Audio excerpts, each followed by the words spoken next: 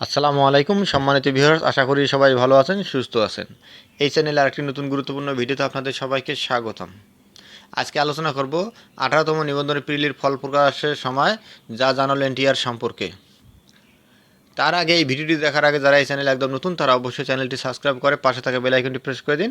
আজ যারা ইতিমধ্যে সাবস্ক্রাইব করেছেন তাদেরকে জানাই অসংখ্য ধন্যবাদ। 18তম নিবন্ধন প্রিলির ফল প্রকাশের সময় জানালো এনটিআরসিএ। 18তম শিক্ষক নিবন্ধন প্রিলিমিনারি পরীক্ষার ওএমআর শিট মূল্যায়ন ও স্ক্রিনিংয়ের কাজ শেষ হয়েছে।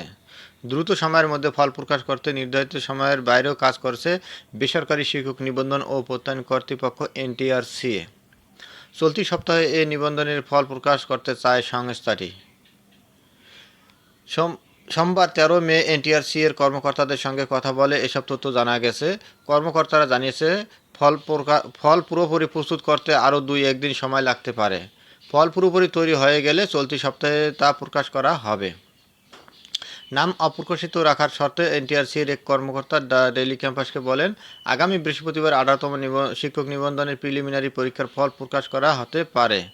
এদিন ফল প্রকাশ করা না গেলে আগামী সপ্তাহে রোববার অথবা সোমবার প্রিলিমিনারি পরীক্ষার ফল প্রকাশ করা হবে। এ বিষয়ে জানতে চাইলে এনটিআরসি এর সচিব ওবায়দুর রহমান ডেইলি ক্যাম্পাসকে বলেন, কবে ফল প্রকাশ করা হবে সেই বিষয়ে নির্দিষ্ট করে কিছু বলতে পারছি না, তবে যত দ্রুত সম্ভব ফল প্রকাশ করতে চাই। এর আগে গত 15 মার্চ 18তম শিক্ষক নিবন্ধনের স্কুল সমপর্যায় ও স্কুল পর্যায় 2 এর প্রিলিমিনারি পরীক্ষা অনুষ্ঠিত হয়েছে।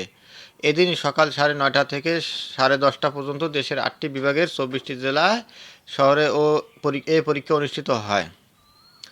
একই দিন বিকেল 3:30 থেকে 4:30 পর্যন্ত কলেজ পর্যায়ে পরীক্ষা অনুষ্ঠিত হয়। এ পরীক্ষায় অংশ নিতে আবেদন করেছেন 18,65,000 প্রার্থী।